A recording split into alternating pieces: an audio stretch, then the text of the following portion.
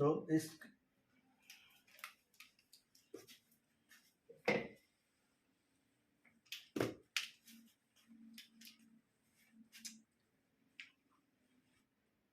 Hello students, today we are going to learn about cell injury. तो सबसे पहले देखते हैं कि सेल इंजरी का मोस्ट कॉमन कॉज क्या है। तो सेल इंजरी का सबसे मोस्ट कॉमन कॉज है हाइपोक्सिया। हाइपोक्सिया की वजह से सेल इंजरी होती है। और हाइपोक्सिया क्या है ये तो आपको पता है, low oxygen amount in our body, that is hypoxia. और हाइपोक्सिया की वजह से सेल इंजरी होती है, ठीक है। ये सबसे मेन और कॉमन कारण है सेल इंजरी के पीछे का। तो हाइपोक्सिया क्यों होता है? Because there is low blood supply. उसको क्या बोलते हैं?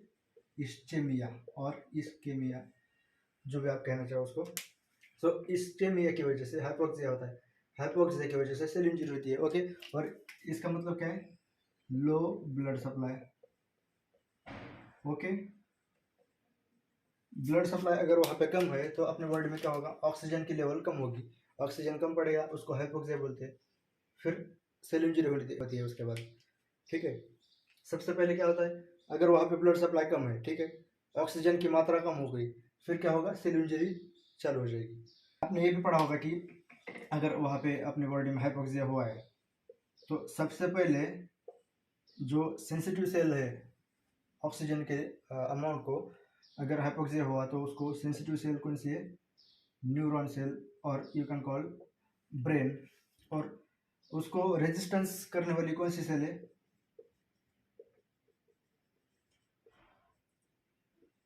Fibroblast, okay. अगर हमारे बॉडी में हाइपोक्सिया हुआ है तो सबसे पहले डैमेज होगा न्यूरोनल सेल्स को, और सबसे लास्ट में किसको होगा? फाइब्रोब्लास्ट को, ओके।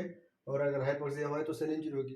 तो हम देखते हैं कि सेल इंजरी में क्या होता है, ठीक है। तो सेल इंजरी हो रही है, तो सेल इंजरी होती है तो क्या डायरेक्ट हमारी सेल इंजोर होती है, डायरेक्ट हमें डैमेज होता है? नहीं होता। तो क्या होता है? सबसे पहले हमारी बॉडी उसको अडेप्ट करती है, ओके। अडेप्ट, अगर अडेप्टेशन में हमारी बॉडी फेल हो गई, ओके, अगर अडेप्टेशन में हमारी बॉडी फेल हो गई तो फिर वो रिवर्सिबल सेल इंजरी में एंट्री मारेगा। Reversible cell injury, did you get it? How? सबसे पहले अगर वहाँ पे ऑक्सीजन कम है और मेरी बॉडी उसको अडेप्ट कर रही है, कंट्रोल कर रही है कि सेल इंजरी ना हो, अगर वो वहाँ पे फेल हो गई, अडेप्टेशन में फेल हो गई, तो क्या होगा? रिवर्सिबल सेल इंजरी होगी, ठीक है। और अगर हमने यहाँ पे अगर ट्रीटमेंट मिल गई सपोज, तो ये जो रिवर्सिबल सेल इंजरी है ये ट्रीट हो सकती है, ठीक हो सकती है। और अगर हमें ट्रीटमेंट नहीं मिला और इंजरी अगर कंटिन्यू हुई, injury continuous, okay, injury continuous हो रही है, ठीक है, तो फिर क्या होगा? यही इरिवर्सिबल में चला जाएगा, इरिवर्सिबल सेल इंजरी, ओके, ठीक है। अब इरिवर्सिबल में आएगा तो फिर वो ट्रीट नहीं होगा। ये पहले रिवर्स आ सकता था लेकिन ये नहीं आ सकता, इंजरी बहुत ज़्यादा बढ़ गई है, डैमेज ज़्यादा हो गया है। तो सबसे पहले हम, और इसके बाद क्या होगा? Ultimately cell death, cell death. और सेल डेथ तो आपको पता होगा, नेक्रोसिस, एपोप्टोसिस, नेक्रोसिस, अपोप्टोसिस, हम बाद में पढ़ेंगे ये। सबसे पहले हम देखते हैं reversible cell injury. So guys, reversible cell injury क्यों हुई है? ऑक्सीजन कम था और अपनी बॉडी उसको अडेप्ट नहीं कर पाई, तो सेल इंजरी हो गई रिवर्सिबल, ठीक है। तो इसमें सबसे पहले क्या होगा अपना? सबसे पहला ऑर्गेनेल अपने सेल के अंदर का जो है वो माइटोकॉन्ड्रिया है, जिसपे इसका इफेक्ट सबसे पहले होता है। सो माइटोकॉन्ड्रियल डिसफंक्शन वहाँ पे हमको देखने को मिलेगा, ठीक है। माइटोकॉन्ड्रियल डिसफंक्शन हो गया। अगर माइटोकॉन्ड्रिया फंक्शन नहीं कर रहा ठीक से तो हमें एटीपी प्रोडक्शन में प्रॉब्लम आएगी। एटीपी प्रोडक्शन वहाँ पे होगा नहीं, ठीक है। आपको ये पता होगा, नोकिया, आपने ये पढ़ा होगा। नोकिया मतलब क्या? एन मतलब सोडियम, ओ मतलब आउटसाइड, के पोटेशियम, आई इनसाइड। तो आपको ये पता है कि ये सपोज ये सेल है, ठीक है, ये तो क्या होगा, अपने 3 सोडियम बाहर जाते हैं, ये आपको पता है, 1 2 3, 3 सोडियम बाहर और 2 पोटेशियम इनसाइड, ठीक है, 2 पोटेशियम इनसाइड।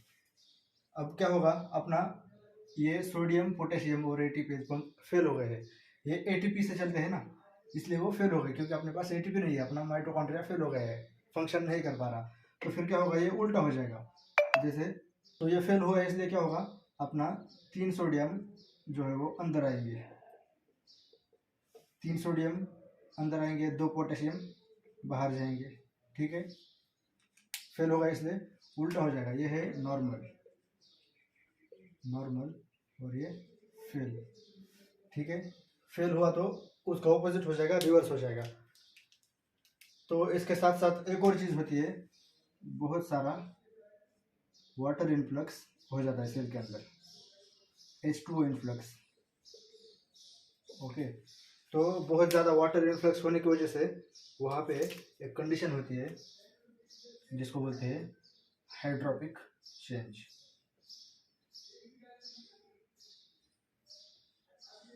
ओके। तो हाइड्रोपिक चेंज आ जाता है, सेल जो है वो स्वेलिंग हो जाती है, सेल में cellular swelling, okay, cellular swelling हो जाएगी।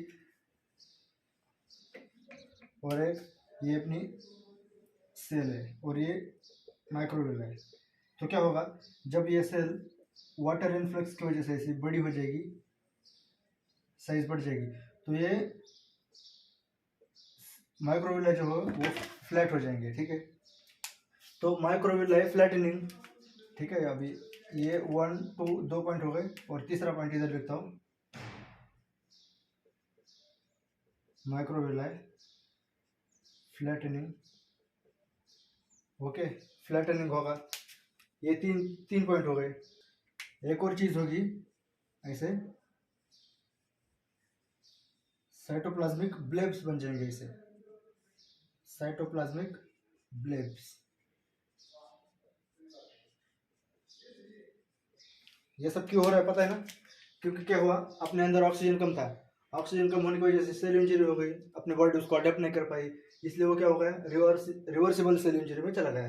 तो ऑक्सीजन कमी की वजह से हो गया, ठीक है। तो सबसे पहले माइटोकॉन्ड्रिया फंक्शन करना बंद कर दिया जब सेल इंजरी हुई, तो ऑब्वियसली एटीपी प्रोडक्शन कम हो जाएगा, या फिर बिल्कुल नहीं मिलेगी एटीपी। तो उस वजह से अपने जो पंप है सेल मेम्ब्रेन के, वो खराब हो जाएंगे, फेल हो जाएंगे। तो failure of sodium potassium ATPase pump, तो पहले नॉर्मल था, 3 सोडियम बाहर जा रहे थे, 2 पोटेशियम अंदर आ रहे थे, लेकिन जब फेल हो गया तब 3 सोडियम अंदर आ रहे हैं, 2 पोटेशियम बाहर जा रहे हैं, ठीक है, ये हुआ। और इसी के साथ साथ क्या हुआ, वाटर भी बहुत ज़्यादा एंट्री कर रहा है सेल के अंदर, वाटर इन्फ्लक्स बहुत ज़्यादा होने की वजह से क्या हुआ, फिर सेल्यूलर स्वेलिंग हो गई, सेल अपनी स्वेल हो गई, ठीक है, बलून जैसी, like a balloon, and hydropic change बोलते हैं उसको, ठीक है। और उसके साथ अपने जो माइक्रोविलाई होते हैं सेल के ऐसे ऊपर, सेल मेम्ब्रेन के, वो सेल का मेम्ब्रेन ऐसा फ्लैट हो जाएगा, ऐसा स्ट्रेस हो जाएगा, ऐसा बलून की तरह, नहीं क्या, वाटर इन्फ्लक्स हो गया तो मेम्ब्रेन फूल गया, तो माइक्रोविलाई फ्लैटनिंग हो गई, ठीक है। माइक्रोविलाई फ्लैटनिंग होने के बाद फिर साइटोप्लाज्मिक ब्लेब्स बन गए वाटर की वजह से, ऐसा बहुत सारा वाटर, पूरे सेल में वाटर भर गया, ठीक है। तो इन सब वजह से क्या हो रहा है, अभी आगे क्या होगा, माइलिन फिगर्स फॉर्म होंगे, ठीक है, myelin figures, myelin figures, myelin figures form हो जाएंगे, आपको स्क्रीन पे दिख रहा होगा माइलिन फिगर्स, ऐसा ऐसा स्ट्रक्चर्स होता है, ठीक है। तो माइलिन फिगर में क्या होता है, माइलिन फिगर में फॉस्फोलिपिड्स होते हैं, फॉस्फोलिपिड्स प्लस कैल्शियम होता है। अपने जो माइलिन फिगर्स है वो सेल मेम्ब्रेन से बने होते हैं, और अपना सेल मेम्ब्रेन किससे बना है, फॉस्फोलिपिड से। तो माइलिन फिगर्स में क्या, सेल मेम्ब्रेन का कंटेंट सारा आ जाएगा फॉस्फोलिपिड्स, ओके। तो फॉस्फोलिपिड्स ज़्यादा मात्रा में होंगे माइलिन फिगर्स में, ओके। और कैल्शियम भी होगा, क्योंकि सेल के आउटसाइड कैल्शियम होता है, वो अंदर आ जाएगा माइलिन फिगर्स में, आप ये फोटो में देख सकते हैं। अभी हमने देखा कि माइलिन फिगर्स फॉर्म हुए थे, और आपको रीजन भी पता है, मैंने सब बताया है, आप याद रखो। तो माइलिन फिगर्स को ही कॉन्सेंट्रिक लैमिनेशन बोलते हैं। ओके, और माइलिन फिगर्स हमको रिवर्सिबल सेल इंजरी में दिखेंगे, रिवर्सिबल सेल इंजरी में, और इरिवर्सिबल में भी दिखेंगे, इरिवर्सिबल सेल इंजरी में भी दिखेंगे। लेकिन फर्क क्या होगा, रिवर्सिबल में वो सपोज 5 है, मतलब माइलिन फिगर्स 5 है रिवर्सिबल में, और इरिवर्सिबल में वो 20 हो जाएंगे। मतलब समझे कि रिवर्सिबल सेल इंजरी में माइलिन फिगर्स जस्ट स्टार्ट होते हैं बनना, और इरिवर्सिबल में वो बहुत बढ़ते हैं, उनकी संख्या बढ़ती है। तो हमने सबसे पहला देख लिया pump failure, sodium potassium ATPase pump failure होगा। अभी दूसरी चीज क्या होगी, एनारोबिक ग्लाइकोलिसिस। अगर हमारे बॉडी में ऑक्सीजन ही नहीं है, ऑक्सीजन की मात्रा कम हो गई है उस सेल में जहाँ पे ऑक्सीजन कम हो गया था, वहाँ पे क्या होगा, एनारोबिक ग्लाइकोलिसिस होगा due to low amount of oxygen. Okay, तो अभी देखो एनारोबिक ग्लाइकोलिसिस अगर हो गया तो इसका बाय प्रोडक्ट क्या है, बाय प्रोडक्ट पायरुविक एसिड और लैक्टिक एसिड। ओके, तो ये एसिडिक एनवायरनमेंट बन गया, अपने सेल के अंदर एसिडिक एनवायरनमेंट बन गया, तो पीएच डिक्रीज हो गया, लेस पीएच डिक्रीज हो गया।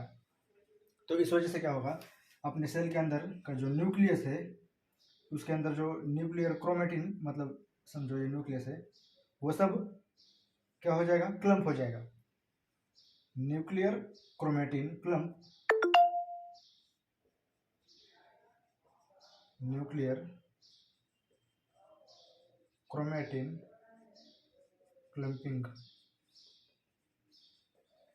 कैसे हुआ ये, due to acidic nature, acidic environment of cell, जो न्यूक्लियर क्रोमेटिन क्लम्पिंग अपन को रिजल्ट दे देगी। तो दूसरा चेंज क्या हो गया, anaerobic glycolysis, due to low amount of oxygen anaerobic glycolysis will happen. So the byproduct of anaerobic glycolysis is pyruvic acid, lactic acid. So the pH of our cell is acidic. So due to acidic pH, our nucleus, in nucleus there is nuclear chromatin, you know, DNA, RNA. So that nuclear chromatin will get clumped. So nuclear chromatin clumping will happen. Decrease protein synthesis. Okay, so suppose this is our cell, this is nucleus. Okay, और ये this is rough endoplasmic reticulum, these are ribosomes.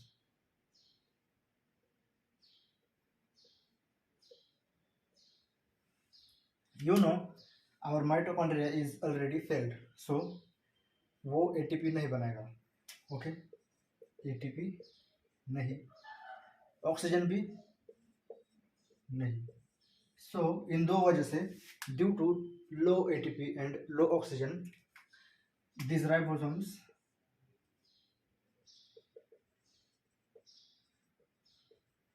will detach। तो क्या होगा, ribosomes endoplasmic reticulum से अलग हो जाएंगे, detach हो जाएंगे।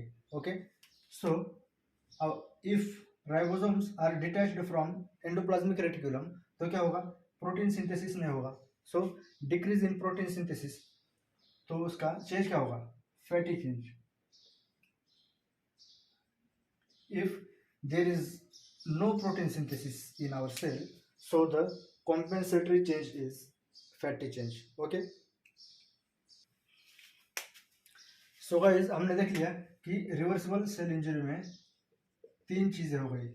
ओके, कौन सी, सबसे पहले sodium and potassium pump fail हो गए, फिर एनारोबिक ग्लाइकोलिसिस हुआ, फिर प्रोटीन सिंथेसिस डिक्रीज हुआ। ये मैंने आपको 3 चीजें बताई रिवर्सिबल सेल इंजरी में। और सेल इंजरी क्या है ये बताया, क्यों होती है, हाइपोक्सिया की वजह से। तो आज के लेक्चर में सिर्फ रिवर्सिबल सेल इंजरी देखी हमने। नेक्स्ट लेक्चर में हम इरिवर्सिबल सेल इंजरी देखेंगे।